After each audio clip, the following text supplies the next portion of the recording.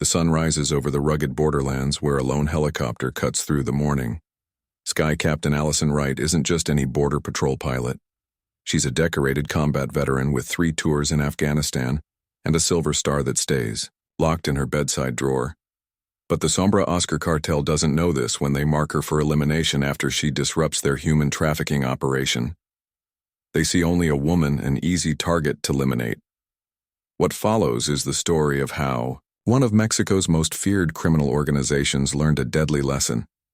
Appearances can be deceiving when cartel leader Alejandro Delgado orders his men to target Allison's family and destroy everything she holds dear.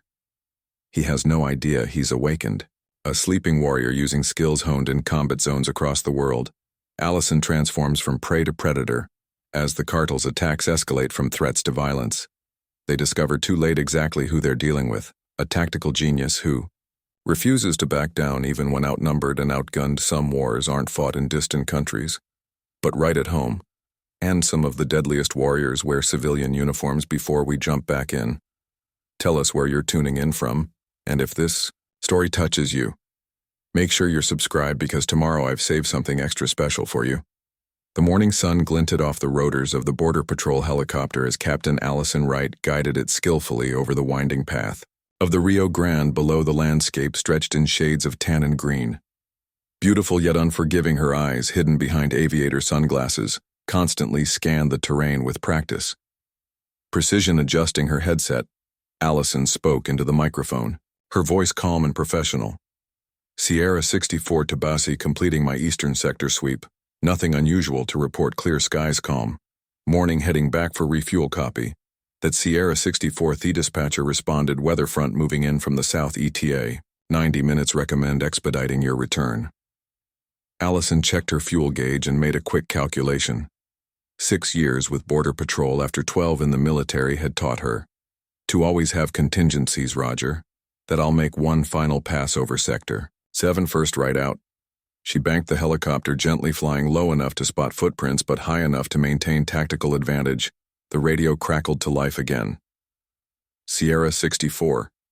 Be advised, we've had reports of increased Sombra Oscura activity in J. In sector intelligence suggests they establishing new smuggling routes. Allison's jaw tightened. At the mention of the cartel. Copy that. I'll keep my eyes open. As her helicopter skimmed over a rocky outcropping, something caught her. Attention movement where there shouldn't be any. She decreased altitude for a better look. Bass, I've got visual on possible distressed migrants, 4, maybe 5 individuals. Sector 7, grid coordinate Bravo 3. She observed the small group through her high-powered optics, an elderly man struggling in the heat. A woman with what appeared to be a child and 2 younger men. They appear to be in need of assistance. Temperature is already hitting 100 out here. Copy that. Nearest ground unit is 30 minutes out. Can you maintain? Visual. Allison noted the elderly man's condition. He was showing clear signs of heat. Exhaustion. In 30 minutes he might not make it. Negative. I'm going to sit down and render aid. These people won't last another half hour in this heat. Sierra 64 protocol states these are human beings, not protocols. Allison was already beginning her descent. I've got medical supplies and water. Right out. The helicopter kicked up a swirl of dust. Acid touched down. Allison shut down the engine, grabbed her medical kit and canteen, then stepped out into the blistering heat. Her hand instinctively rested near her sidearm as she approached the group. A habit from years in combat zones. Isanan, is everyone okay? She called in Spanish, then English. I have water and medical supplies. The woman was the first to respond. Her voice cracked from thirst. Gracias, thank you, my father. He cannot walk anymore. The coyotes banned us when... He slowed them down. Allison knelt beside the elderly man, noting his dry lips and disoriented expression. She offered him water first, supporting his head as he drank. I'm going to call for medical transport, she said, moving to help the child. Next, you're going to be okay. As she worked, Allison noticed one of the younger men watching her with unusual interest. While the others accepted water with gratitude, he remained alert, his eyes constantly moving between her sidearm and the helicopter. Dean, she asked casually, checking the elderly man's vital signs. Mission, the woman answered, but something in her tone made Allison suspect this wasn't true. The elderly man gripped her hand. Suddenly, His eyes were clearer than they should have been for someone in his condition. God bless you, Sombra. There are few with kind hearts left in this desert. Allison maintained her composure as she prepared an IV for the man her training had taught her. 2-spot inconsistencies, and this group had several. The elderly man's grip was too strong, his eyes too alert despite his apparent distress. The younger man had barely touched his water. Despite the extreme heat as she administered the IV, she noticed a small tattoo on the younger man's wrist when his sleeve pulled back, a dark shadow with serpentines. The mark of Sombra Oscura foot soldiers. 2 Border Patrol SUVs appeared on the horizon, kicking up dust clouds as they approached. Agent Scott Peterson stepped out of the lead vehicle, his expression a mixture of concern and disapproval when he saw Allison Wright. We've talked about this. You can't keep landing to render aid without backup. And you know, I'm not going to hover and watch people die of heat exhaustion. Peterson. Allison continued monitoring the IV. She'd started keeping her voice casual. Despite her growing suspicions, Nicole Garcia, Allison's colleague and friend, emerged from the second vehicle, the captain's right. Though one of these days you're going to set down for the wrong group. Then it's a good thing I can take care of myself, Allison replied, noting how the tattooed man watched this exchange with interest. As the agents began helping the migrants into the vehicles, the man with the tattoo passed close to Allison in the low voice that only she could hear. He murmured, "You should be more careful where you land, pilot. Not everyone in the desert is looking for rescue." Allison met his gaze steadily. "I'll keep that in mind." Once he was out of earshot, she caught Peterson's attention. "Scott, keep an eye on that one during processing. Check his wrist for ink." Peterson nodded, having already sensed something off about Thiemann. "Already got that vibe. We'll handle it back at Eagle Pass Border Patrol Station." Allison completed her post-flight checks and filed her report before heading to the scheduled briefing. The station bustled with activity as she made her way to the conference room, where several agents and officers were gathered around a large display. Screen Chief Mark Thompson looked up as she entered. "Right, glad you could join us. We were just reviewing the intel from last week's cartel intercept. Sorry for the delay." Chief had to file the rescue report. Allison took a seat beside Nicole, accepting the coffee her friend slid toward her. "Another one, that's the 3rd this month." Thompson's tone held a hint of admiration despite his words. "Just doing my job, sir. Your job is aerial surveillance, Captain, not single-handedly saving every straggler in the desert." Allison met his gaze directly with respect. "Sir, my job is to protect and serve. Sometimes that means providing water to a dehydrated child." Thompson signed but didn't press the point. He turned back to the presentation as Agent Reyes, their intelligence officer, continued the briefing. "As I was saying, we've been tracking increased activity from the Sombra Oscura Cartel in Sector 7. Their operation has expanded significantly in the last 3 months. The screen showed surveillance photos of heavily armed men, drug seizures, and maps of trafficking routes. Allison studied the images with professional interest, noting the military-style formations the cartel members used, not the chaotic groupings typical of street criminals, but the disciplined positioning of trained fighters. Our sources indicate they're pushing north into territories previously controlled by smaller groups. Ray has continued. The conflict has created a vacuum that Sombra Oscura is exploiting to move more product and people."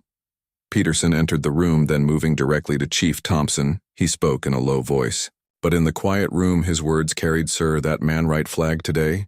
He's Sombra Oscura, no doubt under questioning. He admitted to scouting landing zones for future operations." "Seems," the captain interrupted. Something big. Thompson's expression darkened as he turned to Allison. "Right, looks like your instincts were right again." Allison nodded, unsurprised. "They're getting bolder." "Which brings us to our next concern," Reese said, advancing to a new slide. "Intelligence suggests the Sombra Oscura Cartel is specifically targeting our aerial operations. They've acquired military-grade weapons that could pose a threat to our helicopters." Images appeared on screen of surface-to missile systems and heavy machine guns. Several agents shifted uncomfortably in their seats. "We believe they're planning to establish control over key corridors by neutralizing our air advantage," Reyes explained, "essentially creating blind spots in our surveillance network. Those are Russian-made Igler systems," Allison observed, leaning forward. "To study the images, I encountered similar weapons in Afghanistan. highly effective against low-flying aircraft. The room fell silent as everyone turned to look at her. "Sometimes I forget about your background, right?" Thompson said, his interest piqued. 2 tours with the 160th Special Operations Aviation Regiment. Before my final deployment with conventional forces, Allison explained matter-of-factly we specialized in high-risk insertions and extractions. Night Stalkers Peterson murmured a new respect in his voice that explains a few things about your flying style. "Well, your experience might prove valuable here," Thompson said. "We implementing new flight protocols effective immediately. No solo patrols in the eastern sectors. All helicopters will maintain minimum altitude of 5, CRISO-FT in designated risk zones." Allison began to protest from that height. It would be nearly impossible to spot individuals in distress or detect small groups crossing. That's not negotiable. Captain Thompson cut her off firmly. "I've lost 2 agents. To cartel violence in my career, I'm not losing another. Understood, sir," she replied, her reluctance evident after the briefing concluded. Thompson asked Allison to stay behind when the room cleared. His professional demeanor softened slightly. "Right. You're one of my best pilots, but you take too many risks, calculated risks, Chief. There's a difference." Allison stood with military straightness, hands clasped behind her back. Thompson sighed heavily, running a hand through his graying hair. "Your service record speaks for itself. But this isn't Afghanistan or Iraq. The cartels play by different rules. They don't have a Kirkad. They don't take prisoners. And they have a particular hatred for female officers who get in their way. I'm not afraid of them. Maybe you should be. Alejandro Delgado personally ordered the execution of 3 female federales last year. In Juarez had their bodies displayed as warnings." A muscle tightened in Allison's jaw, but her voice remained steady, all the more reason not to back down. Thompson studied her for a long moment. "What is it with you, Wright? Most people with your combat experience try to stay out of the line of fire, not fly back into it." Allison paused before answering, memories of dust-covered streets and the faces of civilians she couldn't save flashing through her mind. "Let's just say I've seen what happens when good people stand down because they're afraid it never ends."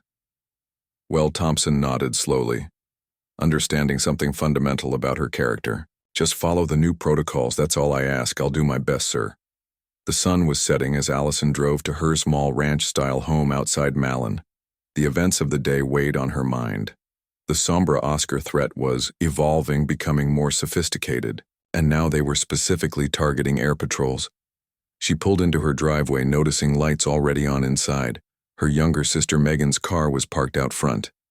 The sight brought a smile to Allison's face, easing some of the tension from her shoulders. Family was the anchor that kept her grounded after years in combat zones. "Hey, stranger," Megan called from the kitchen as Allison entered. "I was beginning to think you moved into that helicopter just the usual overtime." Allison replied, kissing her sister's cheek. The smell of home cooking filled the air. "Something smells amazing. Grandma's enchiladas, as close as I can get them anyway." Megan stirred, the source simmering on the stove. "Oh." And Gabriel called. "He wants to know if you can take Eva this weekend. He's got some work thing." Allison's face brightened. At the mention of her niece, "Of course we can go riding. How's she doing with her lessons?" "Still scared of the big jumps, but she's getting there." Megan gave her sister a knowing look. "She's got your stubbornness." As they sat down to dinner, Allison's phone buzzed with a text from Nicole that Scout talked something big coming through Sector 7 next week. "Chief wants all hands on deck." Allison put the phone away, not wanting to worry her sister, but the message reinforced her growing unease. Whatever the Sombra Oscura Cartel was planning, it was significant enough to risk exposing their scout operation. "Everything okay?" Megan asked, noticing her sister's distraction. "Yeah, just work stuff." Allison forced a smile. "Tell me about your day instead." What Allison didn't know was that at that very moment, Alejandro Delgado, leader of the Sombra Oscura Cartel, was looking at her photograph in a dimly lit room across the border. The scout she'd encountered had been identified and eliminated after his interrogation by Border Patrol, but not before his handler had reported the encounter with the female pilot. "So this is the pilot who interrupted our operation," Delgado said to his right-hand man, Rodrigo Moreno.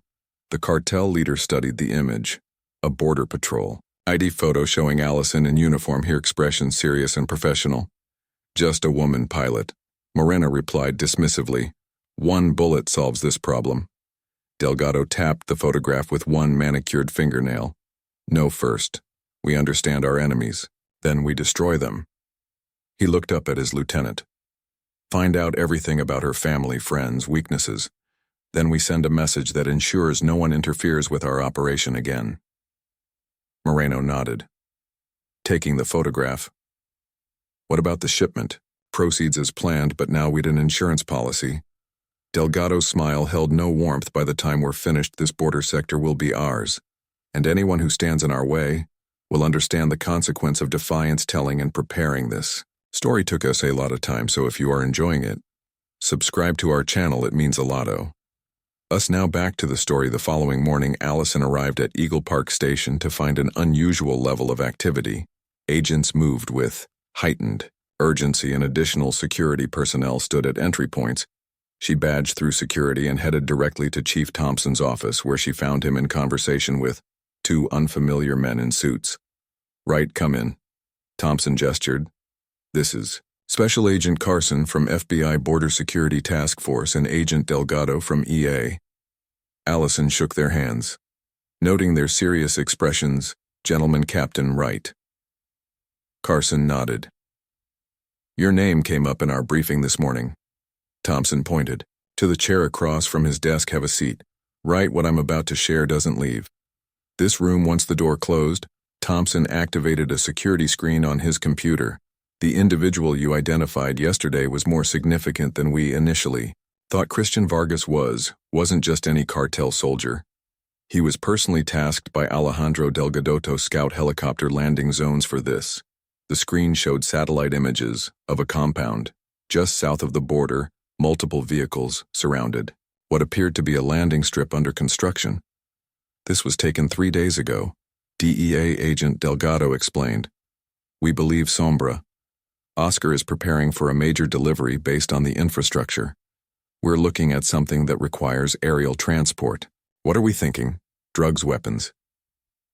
Allison studied the images with professional interest. Both. Carson replied, but more concerning is this. He tapped a key, bringing up intercepted communications. Mention of special merchandise that requires careful handling. In cartel vernacular, that typically means high-value human cargo. Human trafficking.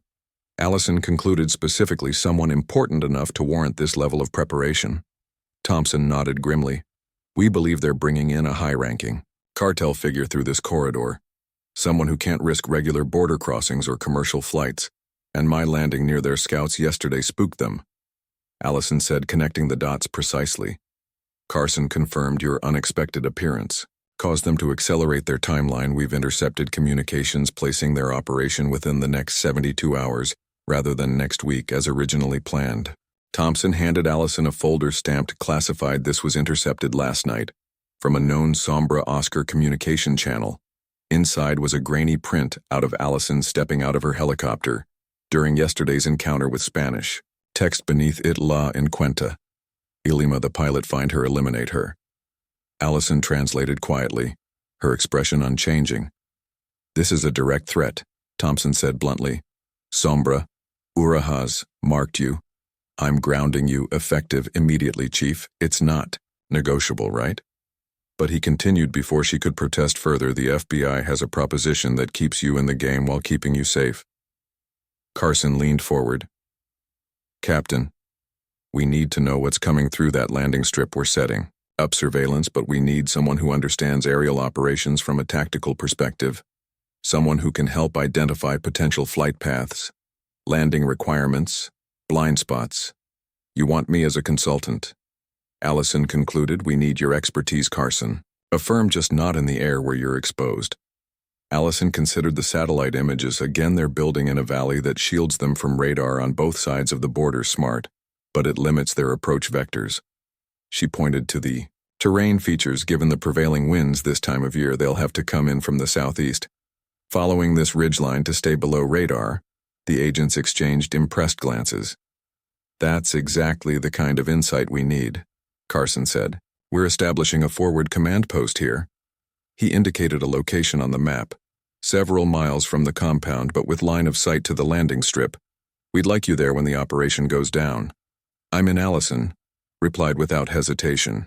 Good, Thompson said. But until then, you stay off flight duty and maintain a low profile where ARing protection for your home and family. My family. Allison's expression hardened. You think they'd go after my sister? My niece, Sombra. Oscar doesn't play. By rules, Captain DA Agent Delgado said. Gravely, they target families to send messages. We've already dispatched agents to your residence and your ex-husband's home to establish security. The thought of Eva and Megan in danger stirred something cold and focused in Allison's chest, a familiar combat readiness she hadn't felt since Afghanistan. I need to warn them, already handled. Thompson assured her we've established a cover story routine protection due to threats against Border Patrol personnel. No need to cause unnecessary panic. After the briefing concluded, Allison found Nicole waiting in the hallway, so Nicole asked quietly as they walked toward the break room. I'm grounded, Allison confirmed, but consulting on the surveillance operation. Nicole nodded, relieved. Good. After what happened to Martinez and Diaz last year, we don't take cartel threats lightly. Allison remembered the story. 2 agents ambushed while off duty, their bodies found days later. I can take care of myself, Nicole. I know you can, but these aren't insurgents following rules of engagement. They'll come at you sideways when you least expect it. Nicole's expression softened. Just be careful. Okay? You're one of the few friends I have in this place. Allison's phone vibrated with a text from Megan. Why are there federal agents at my house? Call me, I need to handle. This, Allison said, showing Nicole the message. Go. I'll cover for you outside. Allison called her sister from her truck. Allison, what the hell is going on? Megan demanded. When she answered, there are 2 agents here saying we need protection because of general threats against Border Patrol. That's what, aren't you telling me? Allison took a deep breath. It's just a precaution, Meg. We had an incident with some cartel scouts, and cut the crap. Megan interrupted. I've been your sister long enough to know when you're downplaying. Something serious. Is Eve in danger? Am I? No one's in danger, Allison assured her. Then reconsidered at least. Not if we take proper precautions. That's why the agents are there. It's you, isn't it? You're the one there after. It wasn't a question. Allison sighed. There was a threat. It's being handled, but yes, they're extending protection to you and Evie as a precaution. The line went quiet for a moment. Does Gabriel know agents have been sent to his place too? Eva will be safe, Jesus. Allie, Megan's voice cracked slightly. I thought we were done with this after you left the military, the constant worry, never knowing if you're coming home. I'm sorry, Allison said softly. If you want to go stay with Mom in San Antonio for a while, I can arrange. No, Megan cut her off firmly. We're not running. That's not what rights do, right? That's what Dad always said, despite the tension. Allison smiled. Their father, a former Texas Ranger, had instilled in both his daughters a deep sense of responsibility and courage. I'll come by tonight, Allison promised. We'll talk more. Then back inside the station, Allison found Agent Reyes waiting for her. Right. We've got something you should see. He led her to a secure intelligence room where satellite feeds and surveillance photos covered the walls. This just came in from our Mexican counterparts. He pointed to a series of photos showing vehicles arriving at a hacienda near Ciudad Acuna.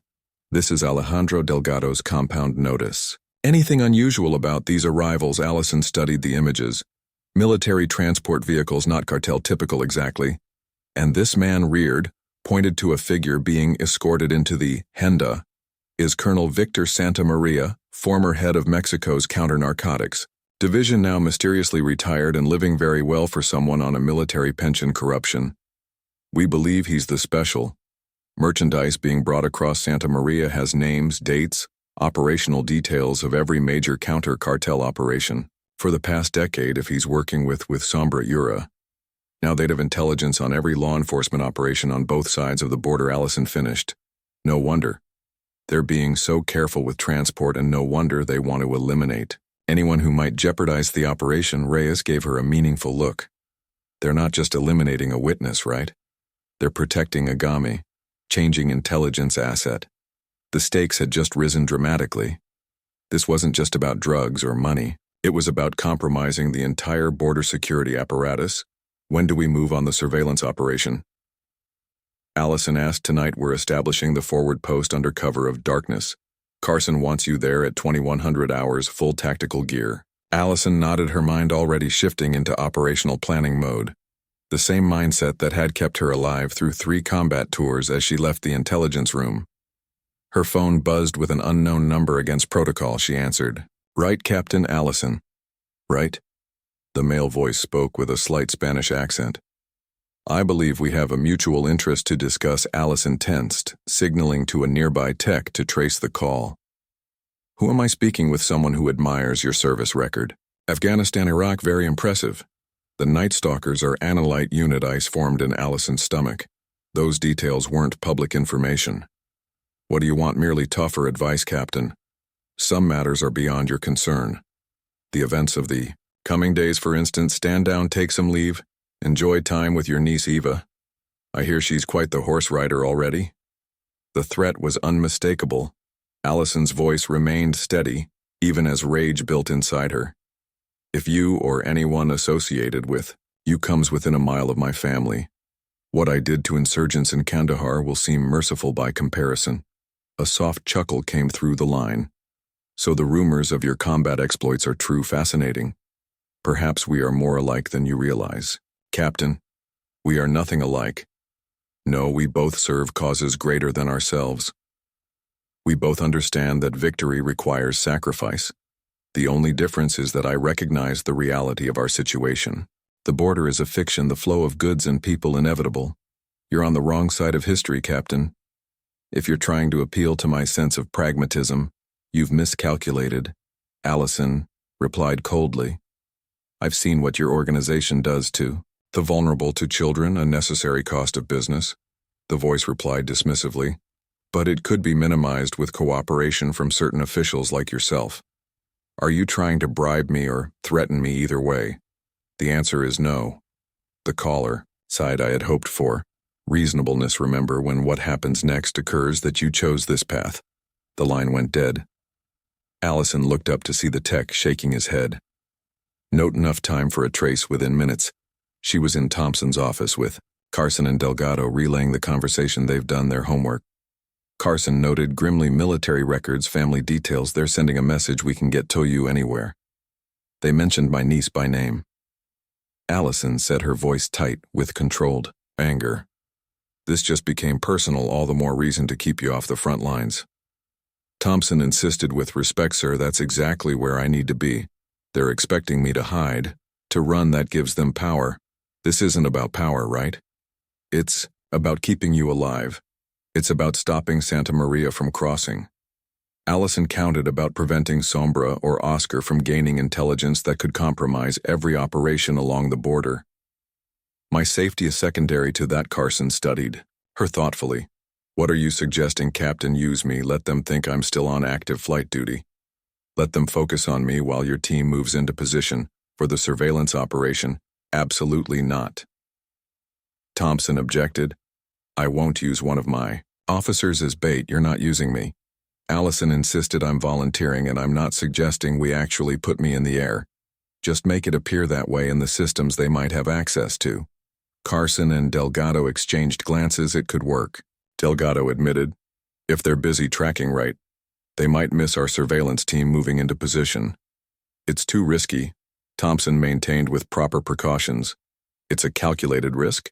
Allison counted using his own terminology from their previous conversation, and, I'm good at those. After fierce debate, a compromise was reached. The flight logs would show Allison scheduled for routine patrol, but she would actually join the surveillance team.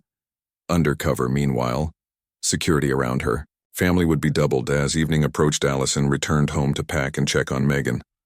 Twin-marked FBI vehicles were parked on her street, agents visible inside. She nodded to them as she passed inside. She found Megan sitting at the kitchen table, a glass of wine in hand. Eva spending the week at Gabriel's. Megan said before Allison could ask, I told them it was because of renovations here. The agents are with them too good. Allison replied, relieved. I'm sorry about all this. Megan shook her head. Don't apologize for doing your job, just... She looked up, her eyes reflecting worry she was trying to hide. Be careful. Okay, I can't do the single-parent thing with Eva. If something happens to you, Nothing's going to happen. Allison assured her, though. They both knew such promises were impossible to guarantee. Megan handed her a small wrapped package. "Dad's. I thought you might want it back." Allison unwrapped it to find their father's combat knife, the one he'd carried during his military service before. Becoming a Texas Ranger, she'd given it to Megan for safekeeping when she deployed to Afghanistan. "Megan, I can't take this. It's yours now. Just borrowing it to you." Megan insisted until this is over. Allison embraced her sister tightly. "I'll be back tomorrow. Stay with the agents, don't go anywhere alone, I know the drill." Megan said, attempting humor. "I was an army brat," to a member in her bedroom. Allison changed into black tactical gear. Not her border patrol uniform, but equipment more suited to KN surveillance operations. She strapped her father's knife to her ankle, checked her sidearm, and packed spare magazines as she prepared to leave. Her phone buzzed with a text from an unknown number. "Your father's knife suits you. Heritage is important, so is family." Allison froze, then rushed to the window. The street appeared normal. The FBI vehicles remained in position, but someone had been watching her inside her own home. Someone close enough to see the knife. She immediately called. "Carson, we've been compromised," she reported tersely. "They know what I'm doing right now in my bedroom. There's surveillance on my house that isn't ours. Get out." "Now," Carson ordered. "We'll send a team to sweep the place. My sister. We'll move her to a safe house. Just get to the rendezvous point." Allison ended the call and returned to the kitchen where Megan was washing dishes. "Change of plans," she said, calmly, though her mind was racing. "You're going to stay with some agents tonight. Pack a bag, just essentials." Megan recognized the tone. It was the same one their father had used when situations turned dangerous. "What happened? Just a precaution," Allison assured her. "I'll explain later." As Megan went to pack, Allison scanned the kitchen for anything unusual, any device that might be used for surveillance. Nothing obvious stood out, but her combat instincts were screaming. They were being watched. 20 minutes later, an FBI tactical team arrived to escort Megan to a safe location and sweep the house. Allison left separately, taking an indirect route to the rendezvous point where the surveillance operation was assembling. She arrived to find Carson directing a team of agents as they prepared surveillance equipment. "Your house is clean," he reported. "No physical devices found, but they've definitely got someone close, a spotter maybe, or someone inside border patrol," Allison suggested grimly. The caller knew. "My military background, that's not public information." Carson nodded slowly. "We've considered that possibility. That's why this operation is compartmentalized. Only the people in this room know the full picture." Allison surveyed the team. 8 FBI agents, 4 DEA specialists, and 2 Border Patrol tactical officers she knew personally. All were gearing up for night surveillance of the cartel's landing strip. "Your sister's secure," Carson assured her, "and we've got agents with your niece and ex-husband. Now let's focus on why we're here." He spread out a tactical map on the hood of a truck. "We move out in 30 minutes. 2 teams. Alpha takes the high ground here for Overwatch. Beta sets up the technical surveillance package here, with line of sight to the landing strip." "Which team am I with?" Allison asked. "You're with me," Carson replied. "Alpha team. Your job is to identify the aircraft when it comes in. Type capabilities likely. Origin. Point." Allison nodded. "Already analyzing possible flight paths based on the terrain." Despite the danger to her family, or perhaps because of it, she felt a familiar clarity descending. This was what she'd been trained for. The variables, the risks, the high stakes. They all faded into the background of mission parameters and operation objectives as the team conducted final equipment checks. Allison received one more text. "Watching you leave was disappointing, Captain. Now we must speak with your sister instead."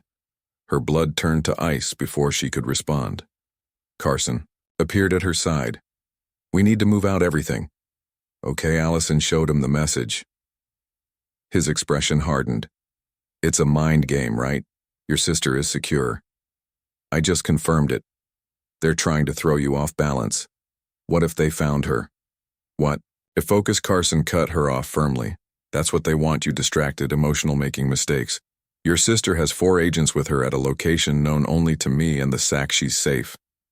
Allison took a deep breath, forcing her training to override her fear. "You're right. Let's move as the teams loaded into unmarked vehicles. Allison pushed thoughts of Megan and Ivado a compartment in her mind, a psychological technique she'd learned in combat. The mission came first. Everything else had to wait. What she didn't know was that across the border, Alejandro Delgado was watching satellite imagery of the FBI teams deploying courtesy of Colonel Santamaria's access codes they've taken. The bait, he told Rodrigo Moreno with satisfaction, the pilot, is exactly where we want her, away from her family, focused on the landing strip. The real delivery site is prepared. Moreno confirmed by the time they realized they're watching a decoy. Santa Maria will be safely across and Captain Wright will learn. The cost of defiance, Delgado added, studying a photo of Allison in her tactical gear. Perhaps we'll even keep her alive long enough to witness the consequences of her choices. Night fell over the desert as Allison and the surveillance team navigated. There was terrain and 2 blacked-out SUVs. No headlights, only night vision guiding. Their path, the vehicles moved slowly, avoiding main roads, taking circuitous routes to avoid detection. Allison sat beside Carson in the lead vehicle, Hermond compartmentalizing. The threat to her family, focus on the mission. That was the mantra that had kept her alive through 3 combat tours, 5 minutes to insertion point. The driver reported Carson distributed final equipment checks, communications, gear, night vision, surveillance equipment. Remember, this is observation. Only would document the delivery, identify Santa Maria, then coordinate with tactical teams for interdiction once they cross the border, assuming they cross at the predicted location. Allison noted, something about this action felt wrong. The cartel had known about her military background, had surveillance on her home, had even known about her father's knife. That level of intelligence suggested they might also be aware of this operation. "You're thinking it's too easy," Carson said. Reading her expression, "I'm thinking Sombra Oscura has demonstrated sophisticated intelligence capabilities. If they know we're watching this landing strip, they might change the insertion point." Carson finished nodding. "That's why. We have satellite coverage on 3 alternate sites and border patrol drones monitoring 5 others, and if they go with option 10, Allison asked. Carson gave her a grim smile. "That's why we have you." The vehicle stopped in a dry creek bed from here. The team would proceed on foot. Allison checked her equipment. 1 final time, sidearm knife. Communications, night vision, Even though she was officially just a consultant, old habits died hard. Alpha Team, Allison, Carson, and 4 FBI tactical specialists moved toward the ridge that would provide overwatch of the landing strip. Beta Team headed for a position that would allow them to deploy remote surveillance equipment. Both teams maintained radio silence, using hand signals to coordinate. The night air was cool against Allison's face as they ascended. The rock slope stars blanketed the sky above. No moon to compromise their stealth. It reminded her of night operations in Afghanistan. The same tension, the same focused calm before potential contact. They reached the overwatch position. 40 minutes later, Garson signaled for them to set up the surveillance equipment while he established a secure communications link with headquarters. Allison unpacked a specialized spotting scope with thermal capabilities, positioning it for optimal view of the landing strip below. Through the scope, she could see the strip clearly, a crude runway carved into the desert floor, barely visible to the naked eye, but obvious through thermal imaging. No personnel were visible, but the ground retained heat signatures, suggesting recent vehicle movement. Thermal shows tire tracks fresh. She whispered to Carson when he joined her. "Multiple vehicles, probably within the last 2 hours. Beta Team sensors are picking up electronic emissions consistent with communications equipment." Carson replied, softly, "Someone's down there, just not visible." Allison adjusted her scope, scanning the surrounding terrain. An experienced pilot, she analyzed the approach vectors, noting obstacles and landmarks. "The approach is tricky," she observed. "Pilot would need to come in from the southeast, following that ridgeline line to stay below radar. Steep descent at the last moment. Whoever's flying has serious skills. Military trained almost. Certainly, this isn't commercial pilot territory." Carson relayed this information to headquarters via their secure channel. As he did, Allison continued scanning the area. Something caught her attention. A flicker of heat signature approximately half a mile west of the landing strip. Movement west perimeter, she reported. Adjusting her scope looks like a sentry position. The thermal image resolved to show a single figure rifle, clearly visible, maintaining watch over the western approach. As she watched, the figure raised a hand to his ear. Communicating with someone there, expecting company. Carson noted satellite. Shows no approaching aircraft yet. Time check. Allison asked HRA 134 and suggested delivery between 0200 and 0300. Allison continued her methodical scan of the area. 2 more. Sentries appeared in her thermal scope position to cover all approaches to the landing strip. Professional positioning, overlapping fields of fire. These aren't street thugs, she whispered. Military training proper. Tactical positioning. Santa Maria's. Influence. Carson suggested he know proper security protocols. Minutes stretched into an hour. Beta team reported their surveillance equipment fully operational. Directional microphones, cameras, and signal interceptors all focused on the landing strip. At 0213, Carson received a communication from headquarters. Satellite has aircraft approaching from the south, currently over Mexican airspace. ETA, 15 minutes. The team shifted to high alert. Allison focused her scope on the landing strip, where activity had suddenly increased. Vehicles moved into position. 3 SUVs and what appeared to be a small truck. Ground team mobilizing. She reported approximately 8 individuals visible now through her scope. Allison could see the figures arranging themselves with disciplined precision.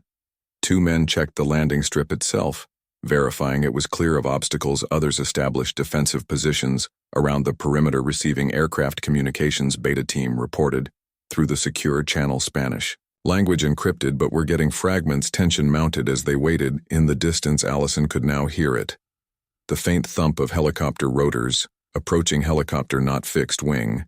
She noted surprised single rotor sounds, like an Augusta Westland, or similar range. Carson asked, given the sound signature about 5 minutes out. Carson relayed this information to headquarters. The response was immediate. SATCOM confirmation. Helicopter, matching that description, just crossed into U.S. airspace at low altitude. Border sensors didn't pick it up. They're flying nap of the Earth. Allison explained, using terrain to mask their approach. Exactly what I would do. The sound grew louder through her night vision. Allison finally spotted it, a sleek black helicopter following the exact approach path she had predicted, hugging the contours of the land to avoid radar detection. Visual confirmation, Augusta Westland, AW-139, high-end corporate model. No visible markings or registration. Carson spoke into his comm. All teams. Visual confirmation of target aircraft standing by. A positive ID on package. The helicopter executed a flawless approach, descending rapidly at the last moment to touch down on the crude landing strip. Its rotors continued turning a hot and load, suggesting they didn't plan to stay long. Allison focused her scope on the aircraft as its side door slid open. 2 men emerged, first rifles at their ready, establishing immediate security. Then a third figure, tall, distinguished looking in a tailored suit despite the hour and location. Visual on target, Carson reported, appears to match Santa Maria's description. Beta team's directional microphones picked up fragments of conversation. Schedule compromised. Must move quickly. Alternate route. Prepared. Allison continued watching as Santa Maria was escorted to the central SUV. The entire operation moved with practiced efficiency. No wasted motion. No unnecessary communication. They're professional, she observed.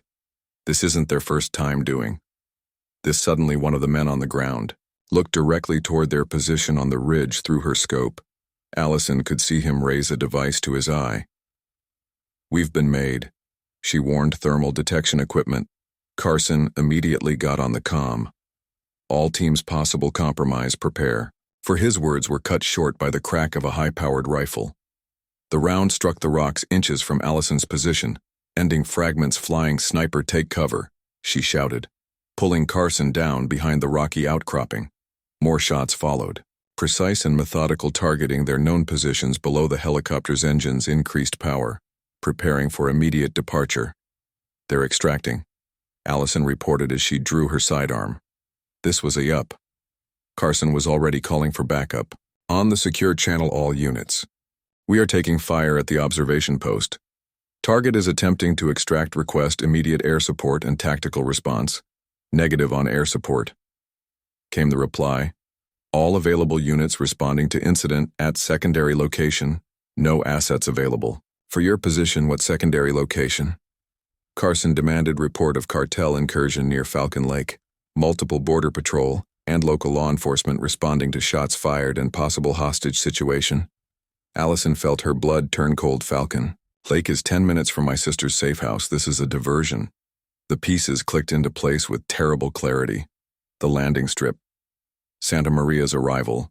It was all a carefully orchestrated distraction to draw forces away from their real target. Thereafter, my family.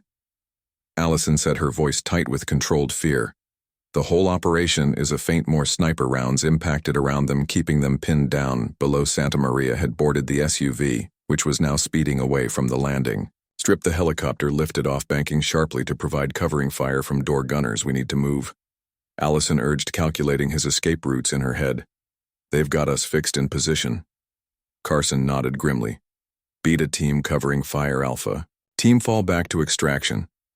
Point Charlie as Beta team opened fire to provide distraction. Allison and the rest of Alpha began a fighting withdrawal, moving from cover to cover down the backside of the ridge. Bullets kicked up dust around them as the cartel forces maintained pressure. This is too coordinated, Allison noted as they reached a sheltered position. They knew exactly where we'd be. We've been compromised, Carson agreed, but how Allison's mind raced through possibilities. The FBI. Safe house protocols. Who has access to that information? Just the special agent in charge and the protection detail. And if one of them is compromised? Carson's expression darkened. He immediately got on the secure channel command. We need immediate verification of all protection details, especially at the right residence and safe house location. Verify identities and require authentication code. Sierra 9. Echo. The response was not reassuring. Stand by, we're attempting to raise the safe house team. Now, as they continued their withdrawal, Allison tried calling Megan directly. No answer. She tried her ex-husband Gabriel next, desperate to confirm Eva was safe. He answered on the third ring, his voice groggy with sleep. Allison, do you know what time? It is. Gabriel, where's Eva? Is she with you right now? Of course she is. She's asleep. What's going on?